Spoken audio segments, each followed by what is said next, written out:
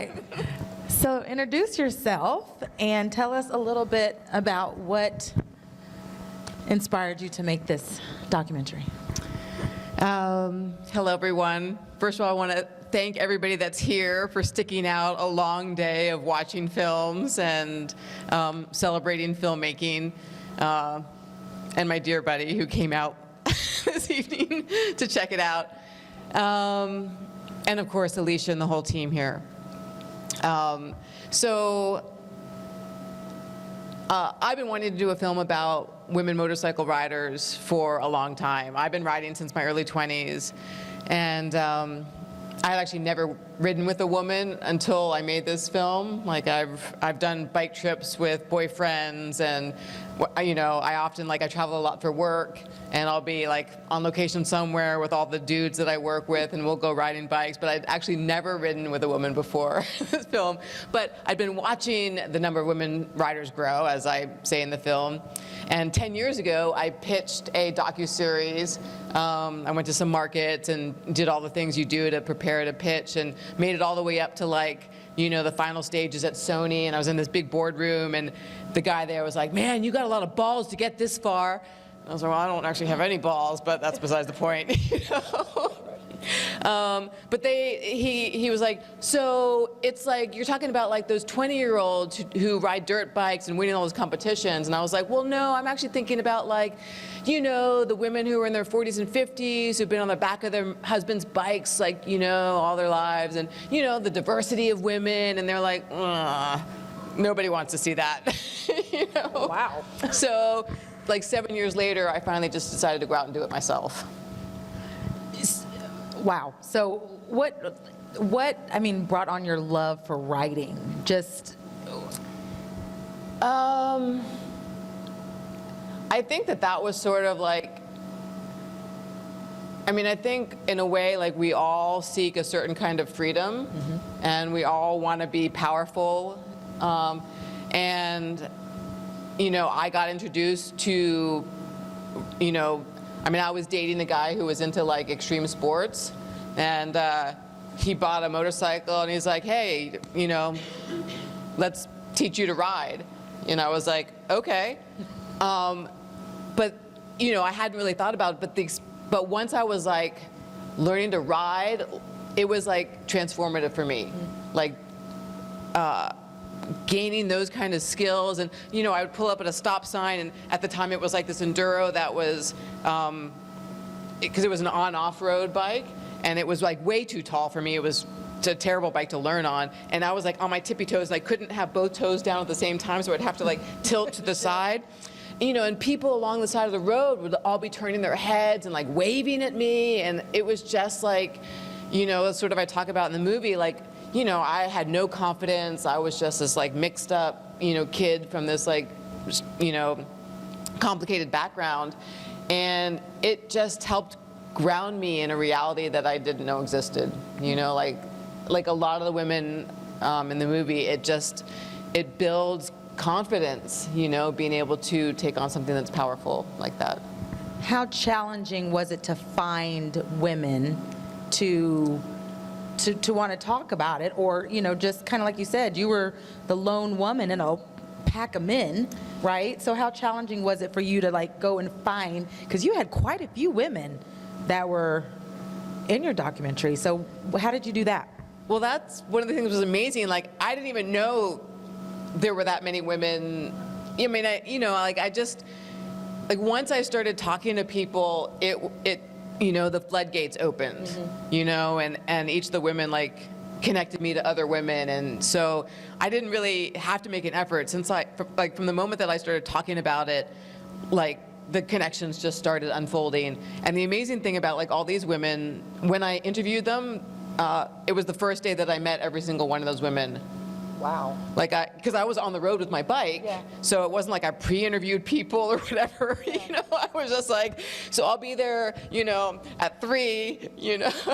That's why I was riding through those ridiculous storms and stuff, because I couldn't stop, because everybody's busy, right? So Tamale, the red-haired woman with the bike with the lashes on it, she was in Chicago, and she was like flying out the next morning, and so I literally got to Chicago at 3. We filmed and rode together and did the interviews, and got dark, and then she was gone the next day. So like my windows with the everybody was like tight, and it shocked me how willing and interested they were in telling their stories. And that's what sort of like was transformative about making this, is that I would never have been as vulnerable as these women were with me. Mm-hmm. Like they wanted to tell their stories, or they were, they wanted to share, and to me that was really profound. Absolutely. Well, because I could sit here and ask questions all day, so I'm gonna open it up to see if there's anybody that has. I see 2 people. I'm gonna get with you first. Okay. Yep. Okay. Have they all seen this? Did you show all them your movie?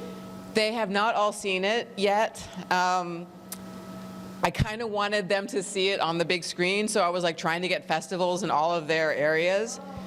Some of them have traveled to come see it on the big screen, and I had a bunch of them come to the premiere in Vegas, and it's really amazing and fun for them to get to see it on the big screen. But it's not going to happen for everybody, so I am going to start sending it to them, because now I'm in talks for distribution, which is going to happen in the next couple of weeks. And so thank you. Yeah. So I want them to see it. So I'm going to start sending them. Do you have a background in film? Is this your first film? This is my first documentary, and this is my first feature. And I've done a couple of like little shorts, like 48-hour film festivals and stuff like that. But I do have a background in film, in that I'm a professional camera person, specifically a DIT, digital imaging technician. And I was saying, one of my buddies who's a camera assistant, who I've done a lot of films with, especially in the last 3 or 4 years, who's Dallas-based, is here. So I have been working in very high-end camera world for 15, 20 years, and I've been a cinematographer on a bunch of other people's documentaries, and have shot, I've done cinematography for independent movies and some shorts and stuff like that. So yeah, in that way, for 20 years I've been working in the industry.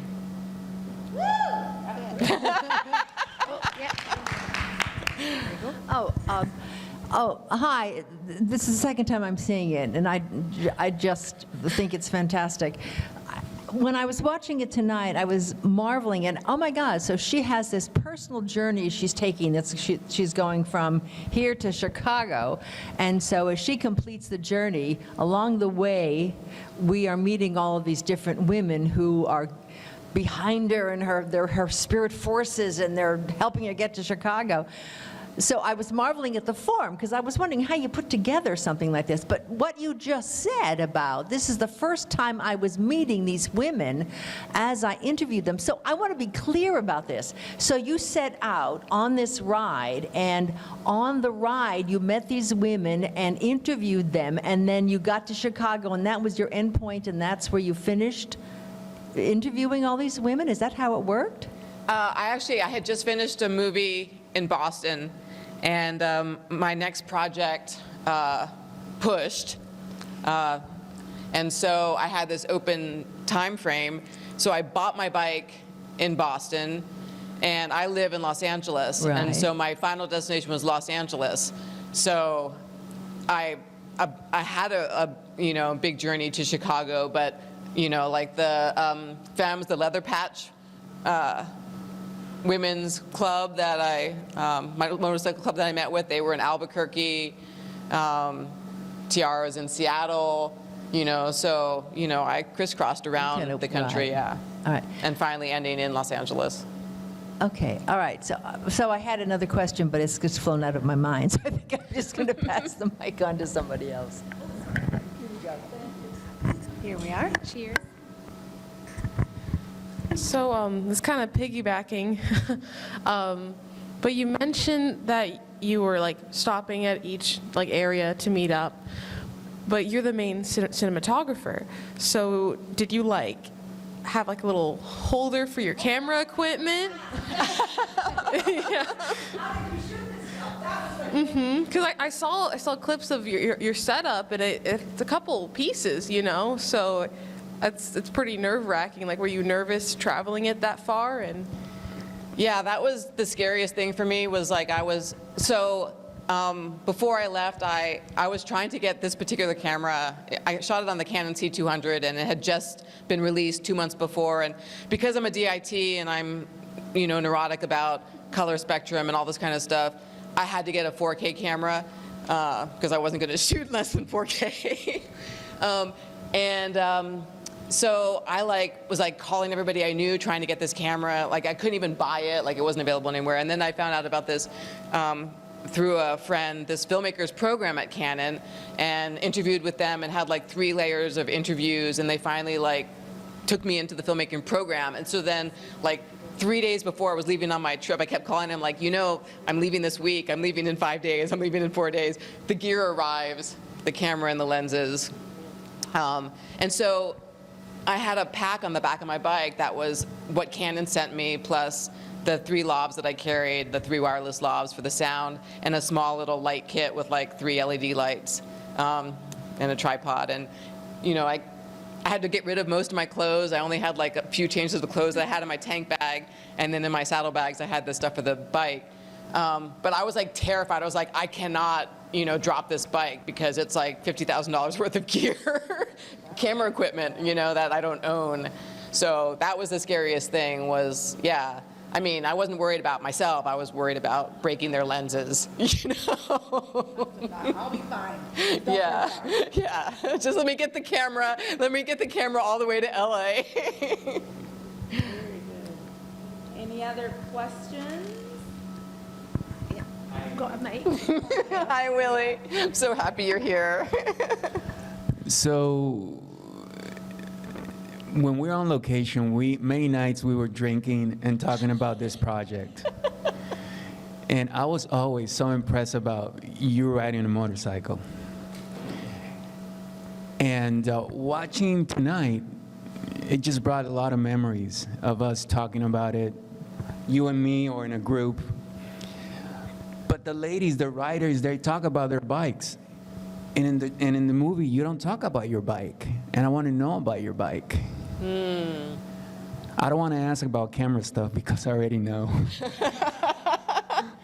I know, it's actually funny. I hadn't even thought to do that with my bike. I don't know why. And somebody asked me that in the last film festival too. I guess what it was is that originally I wasn't going to have myself in it. And, all the 2 shots and stuff like that, I just put a GoPro because, I had somebody I had talked to before I even left on the trip. They were like, oh, you gotta we gotta get this on social media. We gotta stir buzz, because part of what I wanted to do was, find my audience. And so when I did the rough cut screening, I had a couple of these pieces in there, and people were like, well, we want to know more about your story. And so then that all got flushed out, and that's part of why I had to bring in another editor, to help shape my story. And it just never even occurred to me to do my own bike. And now I'm like, oh yeah, I guess that would have been good. I want to know about So mine is a 2015 Indian Scout, and I picked that bike. So the backstory to that bike is that I was on location on Wrinkle in Time in New Zealand, and we had a ridiculous schedule, but we had a day and a half off. And because the producers wanted to save money, they moved us out of the cool, hip town on the South Island where we were filming to this motel in the middle of nowhere for the night. And I was just like, okay, so this is my day off. I'm in this crossroads. And I get on Google and I get up in the morning and I'm like, okay, what's in this town? And it was a restaurant and a couple that rented motorcycles. So I was like, oh, well, I guess that's what I'm doing on my day off. And they came and picked me up, and they threw up their garage door, and there was 12 bikes there, and they're like, take your pick. And I'm walking through, and I was like, oh, I've ridden that. And I was like, oh, look at this Indian Scout. I've never seen this bike before. And I was like, I'll take this one. And I did a 300-mile ride all over, through New Zealand, South Island, around these lakes. And it was like, that bike just was like, kind of like what Allison was talking about, her bike. I'd never been on a bike that fit my body so perfectly. Just like the length between like where my feet hit the ground and the seat and the distance and everything was like so perfect. And so I came back and I was like, I'm gonna buy exactly that bike. So when I started looking around the Boston area, I was like, I'm looking for a 2015 Indian Scout motorcycle with these saddlebags, and I wanted to look exactly like this bike. And I find it at this rental house, literally like 10 minutes from our location. And I was like, this is meant to be. And so I go there, and the guy's like, oh no, we don't sell our rental bikes. It's like it was August. It's the middle of the season, and even if we were to sell it, we wouldn't sell it till October, but this bike is, we'll probably keep it one more season. And I like petitioned them. I was like, I'm making this movie, I'll put you guys in the credits. You gotta get some of this. This is the bike that I want, this is exactly the bike that I've been looking for. And they sold it to me. Yeah, they did. And that's the bike that I rode. Any other questions from the, one more? Yeah.